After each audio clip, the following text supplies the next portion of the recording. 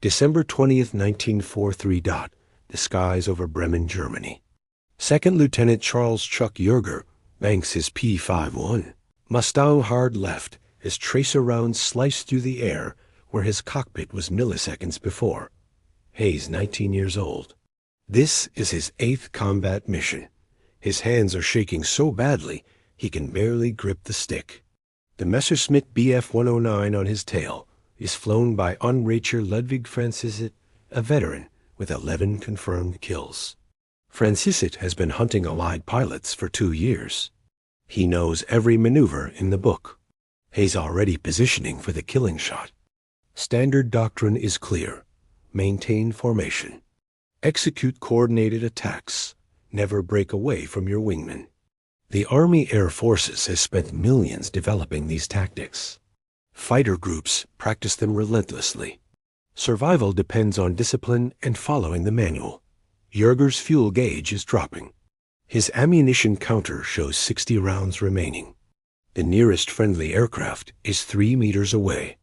By every calculation, he should be dead in the next 30 seconds. What Franciscit doesn't know is that Joerger is about to do something that violates every rule in the fighter pilot's handbook. Something so reckless, so counterintuitive, that it will be dismissed as impossible by senior officers when he reports it. Something that will accidentally revolutionize air combat for the next 80 years. But first, we need to understand why American fighter pilots were dying at catastrophic rates in the winter of 1943. By December 1943, the United States Army Air Forces faces a crisis that threatens the entire strategic bombing campaign over Europe. The numbers are devastating. During the Schweinfurt-Regensburg raids in August 1943, the 8th Air Force loses 60 bombers in a single day. 600 men killed or captured. In October, another raid on Schweinfurt cost 62 more bombers. The loss rate exceeds 20% on deep penetration missions. At this rate, bomber crews have virtually no chance of surviving the required 25-mission tour. The problem is range. P-47 Thunderbolts and P-38 Lightnings can escort bombers to the German border, but they lack the fuel capacity to penetrate deep into Reich territory. Once the escorts turn back, Luftwaffe fighters swarm the bomber formations like wolves on wounded prey. The solution seems obvious. Develop long-range escort fighters.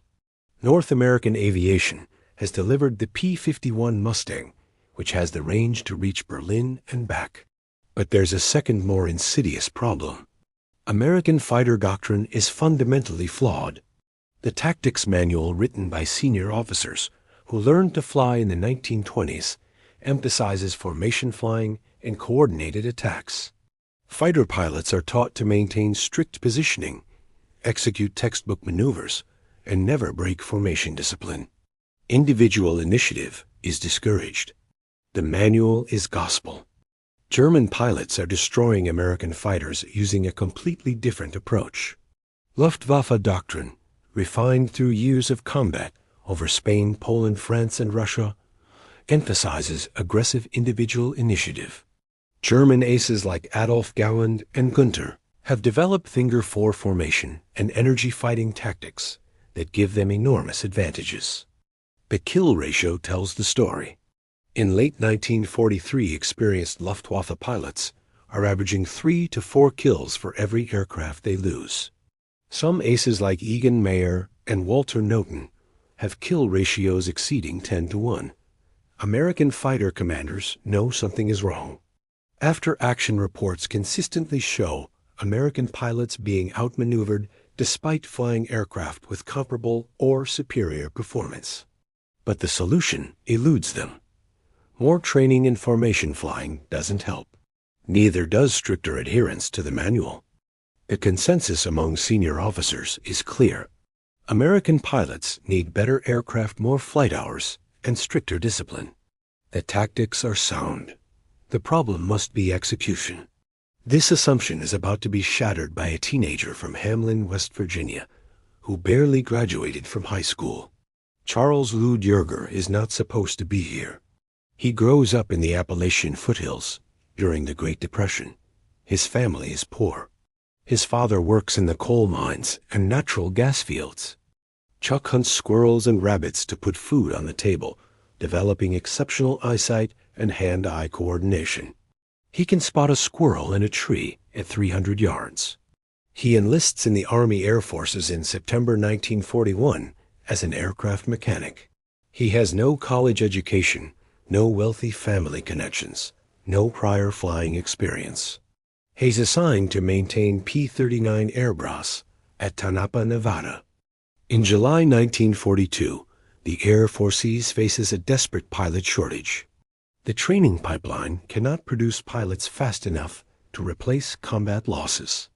The service launches the Flying Sergeant program, allowing enlisted men to train as pilots without officer commissions. Joerger volunteers immediately. His superiors are skeptical. His educational background is marginal. His mechanical aptitude is excellent, but flying requires split-second decision-making and spatial reasoning that cannot be taught. Most washout candidates come from his demographic.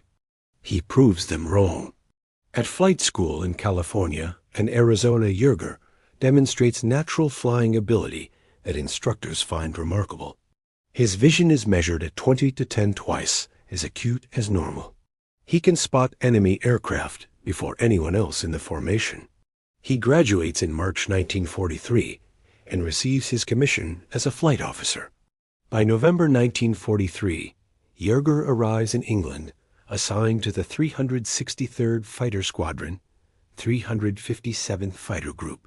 He has logged approximately 270 flight hours. Most of his squadron mates have college degrees. Many come from wealthy families. Some have private pilot licenses from before the war. Joerger is the kid from West Virginia who talks with an Appalachian drawl and lacks social polish. Hayes assigned aircraft number 436 a 763 P51 Mustang.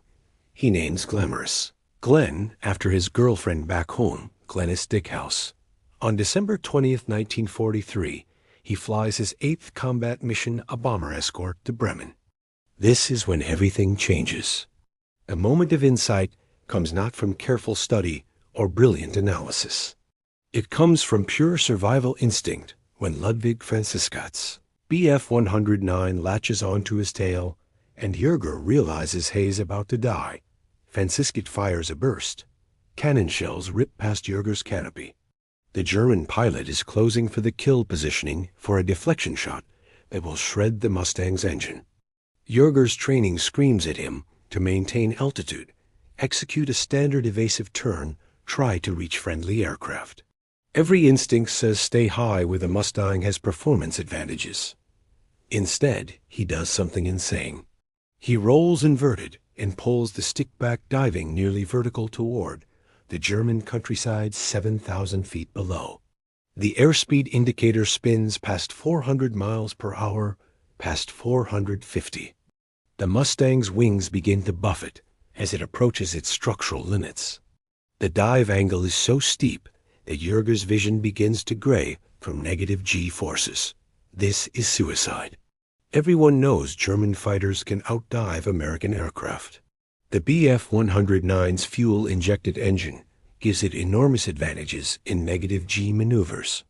Diving away from a 109 is exactly what you're not supposed to do. But Joerger isn't thinking about doctrine. He's reacting like a West Virginia boy who's hunted his entire life, using terrain, using speed, using every advantage available. The Mustang's Packard-built Merlin engine with its two-stage supercharger performs differently than anyone expected at high speed. As Joerger screams toward the deck, the Mustang actually accelerates faster than the pursuing Bf-109. The airspeed hits 500 miles per hour. The controls are nearly locked solid from aerodynamic pressure. Franziskat follows, firing repeatedly, but his rounds are falling behind. The Mustang is pulling away. At 1,500 feet, Joerger hauls back on the stick with both hands. The G-forces slam him into his seat. His vision tunnels. The Mustang's wings flex upward, stressed nearly to failure. The aircraft bottoms out at 800 feet traveling at 480 miles per hour. Franciscus tries to follow. The Bf-109 pulls out at 600 feet, but the maneuver has bled off his energy. His airspeed has dropped 320 miles per hour. Joerger levels out, looks back, and sees something that shouldn't be possible. The German fighter that was killing him 30 seconds ago is now behind him, slow and vulnerable. Franciscus is desperately trying to regain speed and altitude. Joerger reverses climbs slightly and positions behind the Bf-109. At 400 yards, he fires a 3-second burst. 50 caliber rounds tear into the German fighter wing root and fuselage. The Bf-109 rolls, left trailing smoke, and spirals toward the ground. Joerger has just executed the first recorded high-speed yo-yo maneuver in combat aviation history. He doesn't know that's what it's called. He doesn't even fully understand what he's done. He just knows he survived when he shouldn't have. When he lands at RAF Leon and reports the engagement, his squadron commander's reaction is immediate. That is absolutely impossible. The 109 outperforms us in every dive scenario. You must have misidentified the aircraft type. The intelligence officer's report is skeptical. The gun camera footage is inconclusive. The dive was too violent. The camera couldn't track properly. Several senior pilots review Joerger's account and dismiss it as confused memory from combat stress. You cannot outdive a Messerschmitt, says Major Thomas Hayes, the group operations officer. Their fuel injection system gives them decisive advantages in negative G maneuvers. This is established fact. The doctrine is clear. American fighters should maintain altitude advantage and use coordinated attacks. Diving away from enemy fighters is explicitly discouraged in the tactics manual. What Joerger describes violates fundamental principles that senior officers learned at the Aero Tactical School. But Joerger isn't alone. Over the next 3 weeks, other pilots begin reporting similar experiences. Lieutenant William Wisner executes a near-vertical dive to escape 2 FW-190s and discovers the same phenomenon. At extreme speeds, the Mustang's performance characteristics change dramatically. Captain Doane Blakesley, commander of the 4th Fighter Group and one of the most experienced American pilots in Europe, decides to investigate. On January 11, 1944, he takes a P51B to 25,000 feet over the English Channel and executes a series of high-speed dive tests. The results are startling.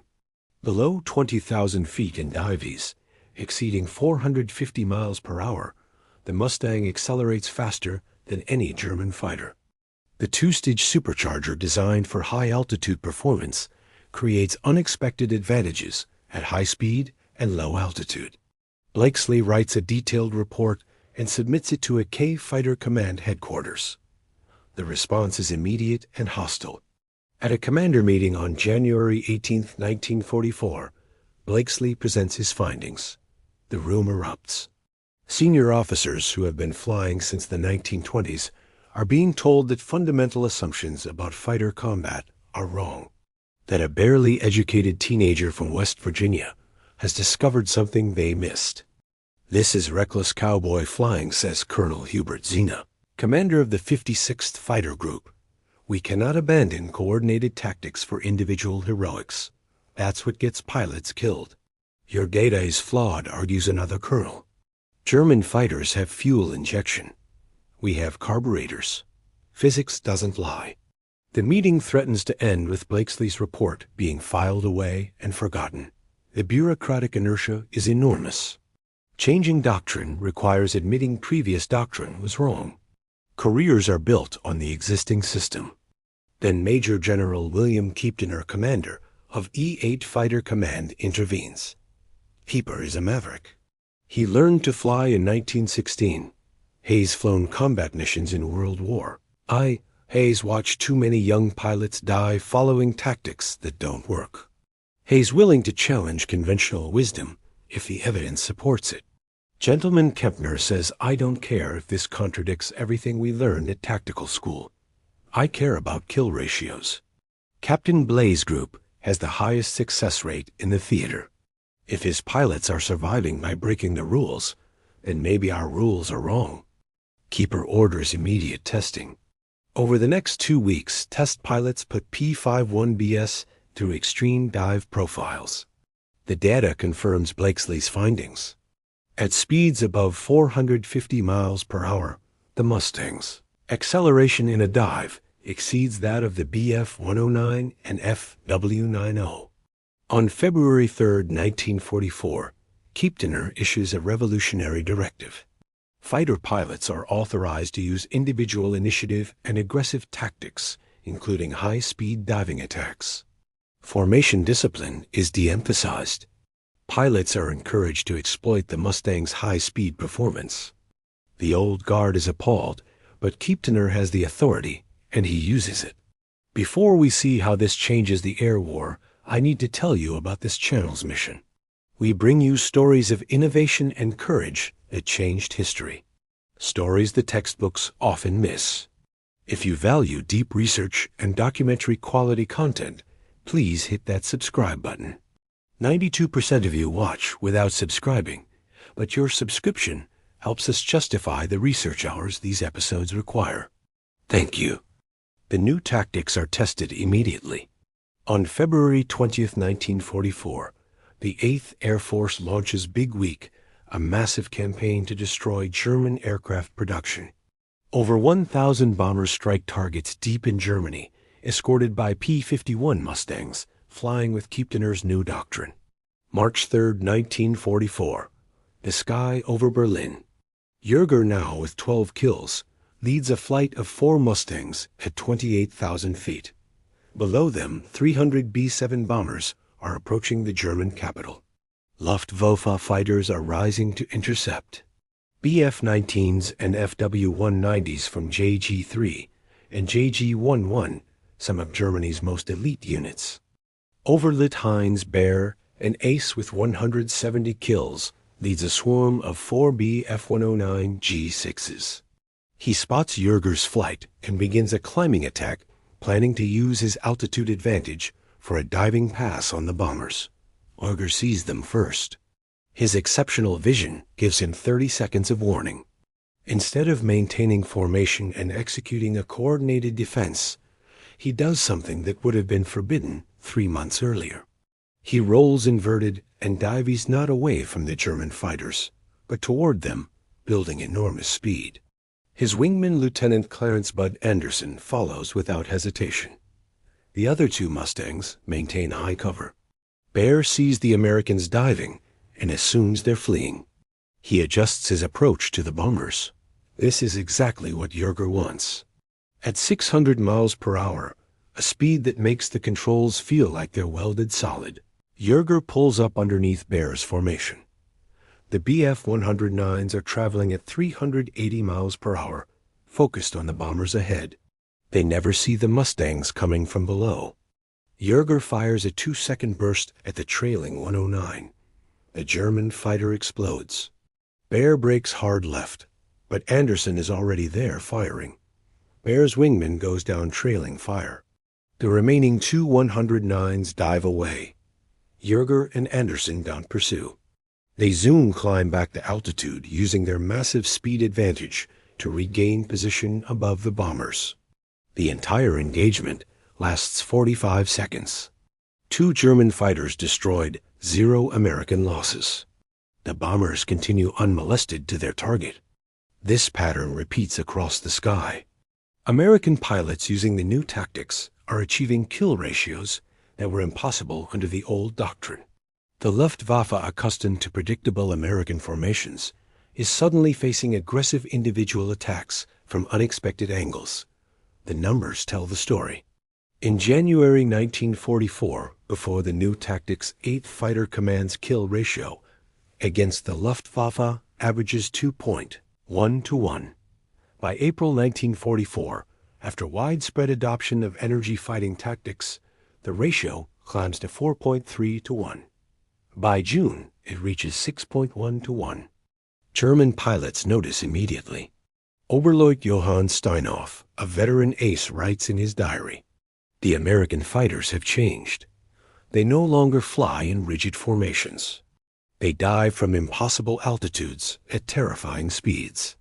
Our fuel-injected engines, which gave us such advantages, no longer matter. They are faster than us now. General Major Adolf Dalland, commander of Germany's fighter forces, reports to Hermann Goering. In April 1944, the American Mustang pilots have adopted our own energy fighting tactics and improved upon them. Their aircraft's high-speed performance exceeds our capabilities. We are losing experienced pilots at an unsustainable rate. The bomber crews notice too. Survival rates improve dramatically. Lieutenant James Howard, a B-7 pilot, writes home. The fighter boys are different now. They don't just escort us, they hunt. The Germans are scared of them. May 8, 1944. Joerger encounters his most challenging opponent, Hetman Georg Peter Ehr, an ace with 36 kills, flying ABF 109G, 10 the latest variant with improved performance. The engagement happens at 24,000 feet over Brunswick. Ehr has altitude advantage and initiates a diving attack. Joerger reverses into him, forcing a head-on pass. Both pilots fire. Both miss. Ehr expects Joerger to climb away, trying to regain altitude. Instead, Joerger rolls and dives nearly vertical building speed. Ehr follows confident in his aircraft's diving performance. At 550 miles per hour, Joerger pulls out and reverses. Ehr tries to follow, but the G-forces are too severe. His vision grays. His pullout is shallow. When he recovers, Joerger is behind him at 400 yards. Joerger fires. Ehr's 109 takes hits in the engine and wing. Smoke pours from the cowling. Ehr manages to nurse his damaged fighter back to his airfield, but the aircraft is written off. After the war, Ehr writes, "The American pilot who damaged my aircraft on May 8, 1944 executed maneuvers I thought impossible. He dove away from me and somehow ended behind me. Our intelligence briefing said this could not happen. We were wrong." By June 1944, the Luftwaffe is in crisis. Experienced pilots are being killed faster than they can be replaced. Training programs are shortened, producing poorly prepared pilots who die on their first missions. The 8th Air Force achieves air superiority over Germany. The human cost is measurable. Bomber loss rates drop from 20% in October 1943 to less than 4% by June 1944. Thousands of air crews survive missions they would have died on under the old tactics. After the war, a B-7 pilot named Robert Morgan tracks down Joerger at an air show.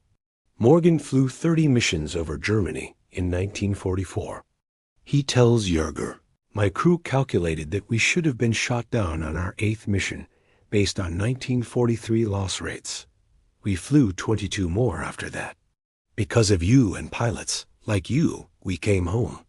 My children exist because you figured out how to keep us alive." The impact extends beyond World War II. The energy fighting tactics accidentally discovered by Joerger and systematized by commanders like Blakesley become the foundation of modern fighter doctrine today. If you want to support this channel's deep dive research into forgotten military innovations, please click that like button and consider joining our Patreon. Your support makes these episodes possible. Charles Chuck ends World War II with 11.5 confirmed kills. Hayes shot down once evades capture in occupied France with help from the resistance and returns to combat. He flies 64 missions total. After the war, he becomes a test pilot. On October 14, 1947, he breaks the sound barrier in the Bell X-1, becoming the first human to fly faster than sound. The techniques he learned in combat energy management, high-speed control, aggressive maneuvering prove essential for supersonic flight. He retires as a brigadier general in 1975. He never claimed to have invented energy fighting tactics. In his autobiography, he writes, "I was just trying not to die. If that helped other pilots survive, I'm grateful. But I didn't figure anything out. I just reacted." The tactics he accidentally pioneered are still taught today. Every fighter pilot in the United States Air Force, Navy, and Marine Corps learns energy fighting principles in their first weeks of training. The concept of trading altitude for speed, using high-velocity maneuvers to gain positional advantage and exploiting aircraft performance at extreme speeds. These are fundamental to modern air combat. The P51 Mustang, optimized for the tactics Joerger helped to develop, becomes the most successful American fighter of World War II. North American aviation produces 1586 Mustangs. They destroy 450 enemy aircraft in air combat, more than any other Allied fighter type. The 357th Fighter Group Joergers unit achieves the highest kill ratio of any American fighter group in Europe, 5.7 to 1. They destroy 609 enemy aircraft, while losing 106 of their own. Their success directly results from early adoption of energy fighting tactics. Don Blakesley, who fought to validate Joerger's accidental discovery, retires as a colonel with 15.5 kills. He never receives the Medal of Honor, despite being recommended 3 times. He tells an interviewer in 1989, "The real heroes were kids like Joerger, who figured things out when everyone told them they were wrong. I just had enough rank to make sure people listened." William Keeptoner, the general who overruled his staff and authorized the new tactics, retires as a lieutenant general. His February 1944 directive is studied at militaries as an example of leadership, the willingness to challenge doctrine when evidence demands it. The German pilots who survived the war speak respectfully of their American opponents. Johann Steinhoff, who became a general in the post-war Luftwaffe, writes in 1977, "By mid-1944, American fighter pilots had surpassed us in tactics and aggressiveness. They learned faster than we could adapt. The Mustang pilots, especially, they were exceptional. The lesson extends beyond aviation. Innovation often comes from unexpected sources." The teenager from West Virginia, with minimal education, saw something experienced officers missed. A system nearly rejected his discovery because it contradicted established doctrine. How many other innovations have been lost because they came from the wrong person or challenged the wrong assumptions? How many lives could have been saved if organizations were better at recognizing truth regardless of its source? Joerger dies on December 7, 2020, at age 97. His obituary in the New York Times calls him the most famous test pilot of his generation. It mentions breaking the sound barrier. It mentions his combat record. It doesn't mention that he accidentally revolutionized air combat by doing something everyone said was impossible. Sometimes the greatest innovations come not from careful planning, but from desperate improvisation. Not from experts following established procedures, but from outsiders who don't know what's supposed to be impossible. Charles Joerger didn't set out to change military doctrine. He just wanted to survive his 8th mission. That he did so by breaking every rule in the book, and in the process saved thousands of lives, is what makes his story remarkable. The next time someone tells you something is impossible because it contradicts established wisdom, remember the 19-year-old from West Virginia who was too inexperienced to know he couldn't outdress Mitt. Sometimes not knowing the rules is exactly what allows you to break.